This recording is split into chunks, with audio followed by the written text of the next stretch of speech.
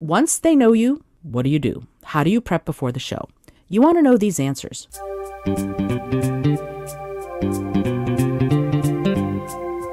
Hello and welcome to the Innovative Mindset Podcast. I'm your host, Izolda Trachtenberg. On the show, I interview peak performing innovators in the creative, social impact, and earth conservation spaces. I also bring you ideas and techniques that you can grab and use to set goals, create, and unlock your potential for changing yourself and the world. And now let's get to the show.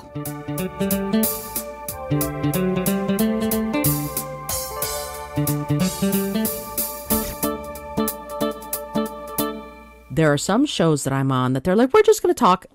This is like we're sitting around and having a cup of coffee and I'm asking you a bunch of questions. It's super informal. There are some that are highly scripted.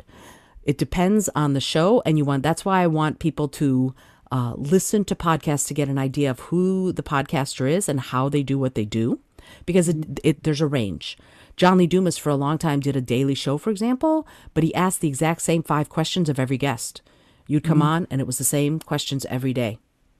And every guest answered them differently, but it was all his part was always going to be the same. So he didn't take time to build rapport. He's rapid fire. Let's go. Let's get it done. There are some people who will talk with you beforehand. You'll have a pre-show meeting. It depends on the host. As far as this, you get them this one sheet to prepare them and to help them do their research. Mm-hmm. You can ask if you want a pre-show get-together. Hey, can we chat for 15 minutes on Zoom? You can do that. Some podcast hosts will say, hey, you know what? No, I think I'd rather have it be really spontaneous. And some will go, absolutely. And some might ask you, can we get together and chat beforehand?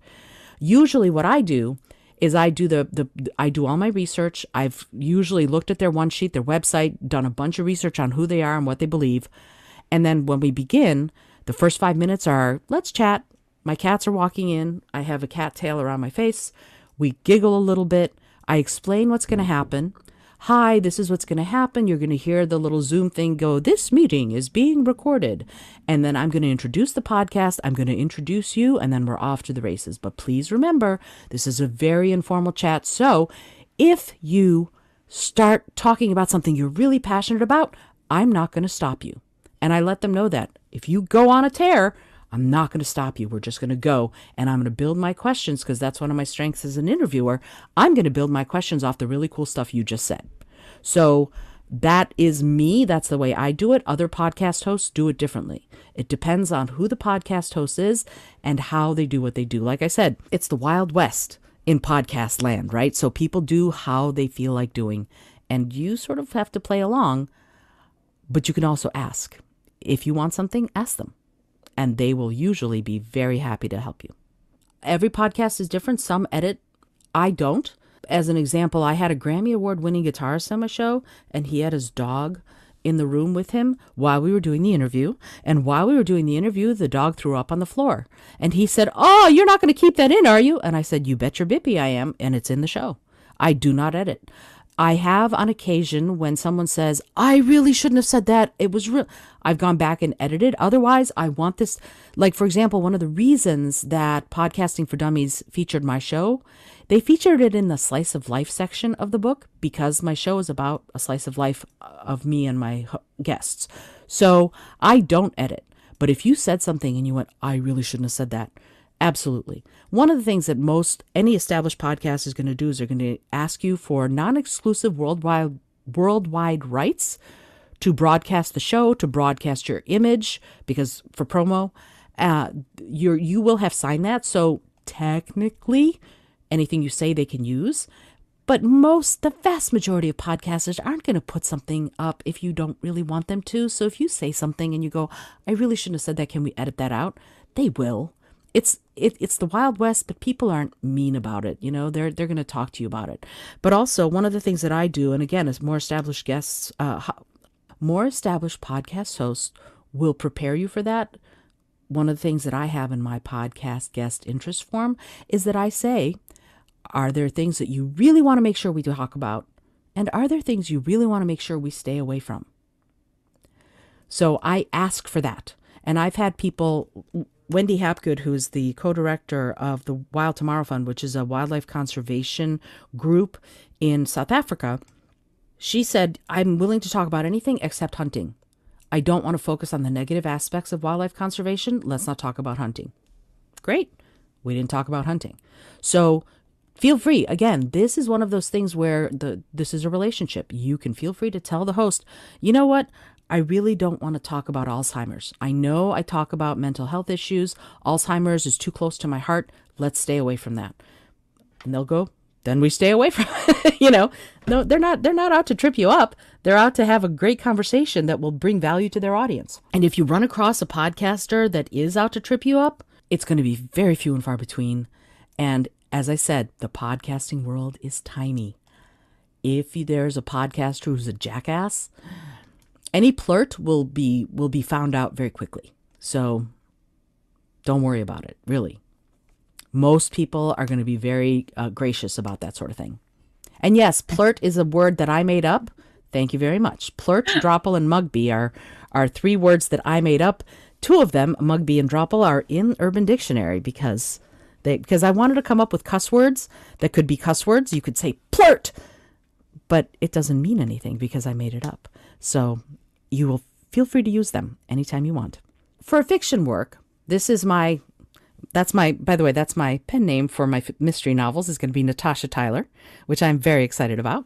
So anything that I talk about in my one sheet for a work of fiction, it's always going to relate back to this book, if that's what I'm promoting, right? If you're promoting just general writing craft, that's different. But if you're promoting a specific book, again, make everything be downloadable with links, etc., etc. But the one sheet looks a little different, in part because I don't have as much stuff about me as a mystery fiction author as I do about me having been a NASA master trainer. It's not relevant, right? The stuff that's relevant is the stuff that I put into my bio. I'm not going to put all the stuff that is about innovation in this bio or anything else. There's no point. Because Natasha Tyler, quite frankly, was never a NASA master trainer, right? So if you use a pen name, feel free to do that, but also make everything relevant to that fiction book, if that's what you're doing. My suggested interview questions are different. My takeaways will be different. Everything would be different based on this fiction work. I just wanted you to see that it's all going to be different looking because I'm promoting something that is completely different as far as in podcast subjects and themes, but also in who I am as a writer. So it's perfectly okay to have more than one sheet. Make it relevant to whatever it is you're pitching. Once they know you, what do? How do you prep before the show? You want to know these answers. What's your story? What stories do you want to tell? For example, when I go in to talk about innovation and I talk about innovative teaching methods, I talk about this kid. When I was working as a NASA master trainer, I was going into schools and teaching them about environmental education. And I was walking and talking about earth science, but I started everything with this beautiful image of the earth, seeing Africa and parts of Europe, parts of Asia. And I was in a 6th grade class and we started talking about this, and most of the 35 kids in the room were terrific. They were quiet, they were participating, it was great. And there was one kid who was running around the class and screaming. And that's what he did for the first 15 minutes. And I'm like, oh, crap, it's going to be one of those. And so we're talking about it, and I asked them, well, what do you see in this image of the earth? And somebody said, I see clouds, I see water, I see land. And I stopped the kid and I said, well, what do you see? And he looks at it and he goes, I see the Arabian Peninsula. And I went, because this is an image of the earth. It's not geopolitical, right? He just saw the landmass. And I went, really? You see the Arabian Peninsula? And he goes, yes. And the countries on the Arabian Peninsula are Saudi Arabia, Oman, United Arab Emirates, and he listed all the countries in the earth. And I went, what else do you see? And he goes, well, this is where the capital is, and this is it. And I went, you like geography? And he said, yeah, I do. And I said, it has been solved. So I came up with an innovative little thing. For the rest of the class, I related everything back to geography, and this kid became my deputy. He was the most engaged and insightful and wonderful child because we tapped into what he wanted to talk about, and it worked out great. And it was innovative. So if I'm talking about leadership or if I'm talking about innovation, that's a story I'll tell, right? So when you're talking in a podcast interview about things, you're going to want to tell stories, and telling stories like this, which is a true story. I'm not lying. It's what happened.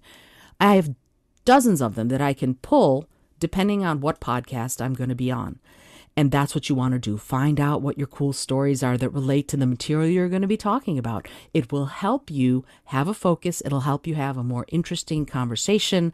And frankly, humans love stories, right? Humans love stories. We love hearing them. We love listening to them. We love telling them.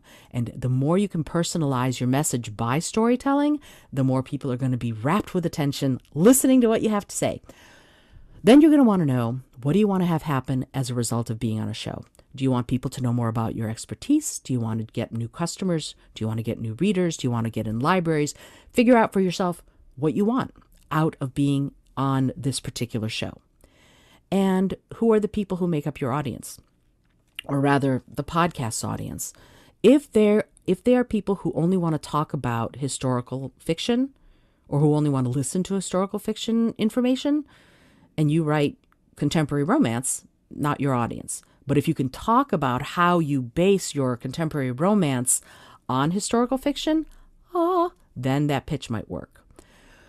When a podcast host asks you for materials, send them the materials they ask for. Be timely, be on time, and in fact, 5 minutes early is good.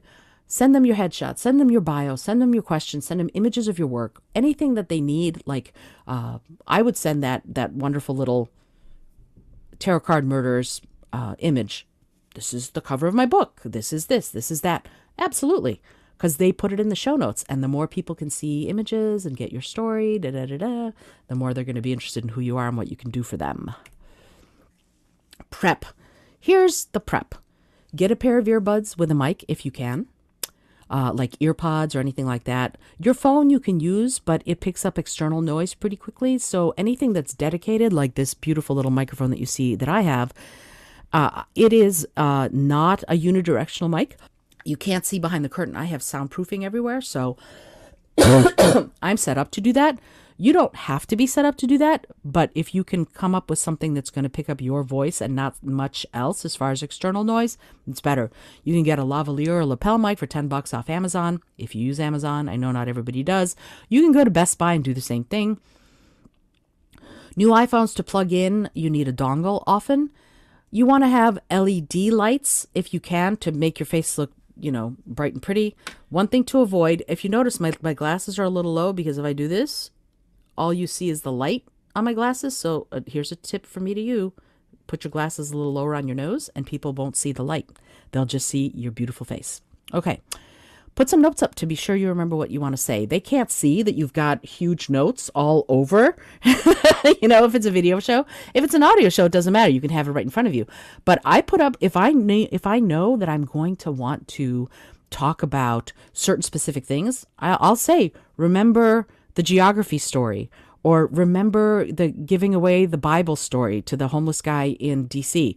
And I'll put it up there and I go, oh yeah, I have to remember to tell the story about Jacob. It's a super cool story. It took 20 years in the making. And it happened because I used to do this social action where a bunch of friends and I would put in $10 a piece. I'd go to Costco. I'd buy sandwich makings, chip bags, cookies, and apples, make about 250 bag lunches. We'd go out into the streets of DC and feed homeless people. And I made great friends because I used to do it a lot. In the homeless population in DC, I got to know a bunch of them. When I'm talking about innovative ways of getting involved on a personal level on a podcast, I tell that story. And there's a bunch more, but I don't want to spend time on it. But the whole point is that anything like that I want to be sure I talk about, I put up so that I know to have it top of mind. Make sure that you go to the bathroom beforehand. I know it's a dumb thing to say, but I can't tell you how many times I've gone, I forgot to go to the bathroom. And I'm sitting there going, please, let's finish this interview. And you don't want to do that. You don't want to do it to yourself because you don't speak as well when you have to pee, let's face it. But also, you just want to be sure that you're more relaxed, and having to pee makes it harder to relax. Have a glass of water nearby or tea or something. Make sure your hair is brushed if it's going to be a video shoot. Wipe your face with a tissue to make sure that there's not a lot of shine on your face. And if you wear makeup or whatever, or don't, just be sure that you are presenting yourself in the way you want to present yourself. One of the things that I do, for example, my show itself is audio in nature, but I take a screenshot of myself and my guest on Zoom. so that as soon as we do the interview, I'll say, I had this amazing podcast chat with blah, blah. And I tell them ahead of time. A good podcast host will inform you ahead of time that that's something like that's going to happen. They don't want you to be taken by surprise. They don't want you to be like, with bedroom head and whatever. They want you to have as successful an interaction with them as they have with you. So they're going to warn you, generally speaking, but it's a good idea to be prepared anyway, because it lets you be there, present, feeling confident, and ready to go. Make sure you set your phone to do not disturb. That's one of the most important things. And if you decide to have your dog in the room with you, make sure you have a towel so that you can easily clean up any vomit that happens to happen. It did happen. You can listen to Al Petaway. He's a Grammy Award winning guitarist and also a dear friend of mine. His episode of my show, his dog threw up at about minute 42. Anyway, and then warm up. Warm up. And what I mean by warming up, do you have a question, Renee? Oh, okay. So what I mean by warming up is actually preparing your voice and your body to speak. And I will share with the group the warm up video. I worked with she's a doctorate in physical therapy. She's also a dear friend of mine, Katie Vanden Heuvel. She and I developed a warm up to speak video. It's about 7 minutes long. You're welcome to use it as much as you want. It's on my YouTube channel, and I'll share the link with you. Feel free. Before you speak in any kind of situation, do that warm up. It warms up your body, it warms up your spirit, your mind, and also your vocal apparatus so that you can speak with more confidence and feel like what you're trying to say, your mouth is able to say. Because sometimes you're trying to say it and your muscles are not ready and awake enough. So if you wake them up, it'll be much easier for you. During the chat, one of the things that you want to do if it's a video chat is look at the lens, not the host. Otherwise, you look like you're looking down the whole time. Don't be afraid to pause and think, like I said earlier, because we can. If the pause is too long, the podcast host, if they decide to, they can edit out the pause. I personally like a moment to stop and think because it lets all of us absorb the information just a little bit better. Why not? If you give thoughtful answers that relate to the question asked and to the show, and you should have already established that by getting them the questions that you want to be asked that relate to the show, and you should have already done that research, it'll make the conversation more compelling to the podcast host and also to their audience. Feel free, as you've heard me do, I have this YouTube channel, I have this website, and I give it all, and I gave you all my links. Drop your information in the middle of the chat. Well, on my website, on the izoldat.com/links page, I have a list of all the different times that I have been in the media in recent months. Feel free to check it out. Boom. I gave it. It's in there. It's part of the conversation, right? It's so important. It's so important because if they happen to forget, and I did this recently, I was having such a great time in the show. I think it was Wendy Hapgood's show, in fact, having such a great time talking to her, I totally forgot to ask her about her social links. Totally. And so had to go, I'm so sorry. Can we do that bit again? And I'll edit it into the show. But if I'd forgotten and she'd forgotten, we wouldn't have had her social links in the audio of the show, which, let's face it, that's huge for the guest. Having your links in there talked about is huge because otherwise the audience goes, that was cool. And they move on. But if they have and I want to be able to go to wildtomorrowfund.org to donate to save the zebras, now I know how to do that. Also, have a good time. So much of this is about having a good time. It's fun. You're having a chat with someone. You're getting to know them. They're getting to know you. And you're supposedly, hopefully, talking about something you love. Talk about what you love. And you're going to get on shows. And it's going to be wonderful. They want to have a good chat with you. And they're going to try and do everything they can to make sure that happens. And at the end, have that call to action. Make sure that you know what you want people to do.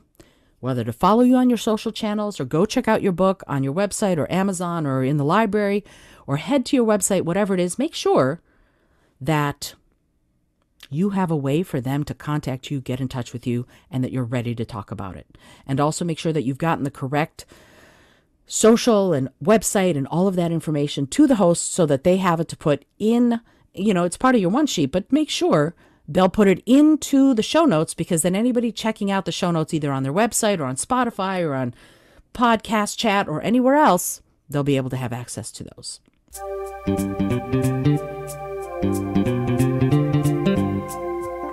Thank you so much for joining me today. I really appreciate you being here. Please subscribe to the podcast if you're new, and it would mean the world to me if you told a friend about it. Today's episode was produced by Izolda Trachtenberg and is copyright 2022. As always, please remember this is for educational and entertainment purposes only. Past performance does not guarantee future results, although we can always hope. Until next time, remember to be bold, be creative, and most of all, be kind.